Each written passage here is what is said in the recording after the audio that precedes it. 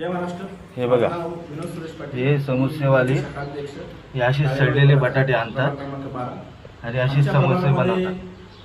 हे बघा, समोसे विक्री हे करणारे सुधीर आहेत, जे फेरीवाले घरोघरी जाऊन यादव. समोसे विकतात, ते व्यक्ती आम्हाला प्रभागामधील नागरिकांच्या कंप्लेंटी आल्या की असे असे समोसे इथं तयार होतात, जरा तुम्ही येऊन त्यांच्यावरती कारवाई करा. तर आम्ही स्वतः जाऊन माझी टीम पूर्ण संपूर्ण सिंहगड शाखा आमची टीम पूर्ण गेली आणि आम्ही डोळ्यांनी बघितलं. बघितल्यानंतर आम्हाला आढळलं पूर्णपणे बटाटे जे आहेत पूर्णपणे सडलेले आणि अशा ठिकाणी ठेवलेले मुक्तात वगैरे अशा ठिकाणी अशा अवस्थेत ते बघून आम्हाला संताप झाला. आणि ही एकच स्टोरी नाहीये. ह्या एका रूम मध्ये हे लोक 4-5 जण असतात, असे कमीत कमी 10-12 रूम तिकडे आहेत, ते भाड्याने घेऊन राहतात आणि अशाच प्रकारे समोसे बनवतात.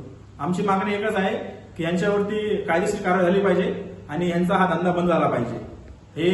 ह्याच्याने पूर्ण इथले जे नागरिक आहेत, जास्त करून जे छोटे मुलं आहेत तेच हे खातात, समोसे खातात आणि लहान मुलांना जास्त करून त्यांना त्रास होणार या गोष्टीचा.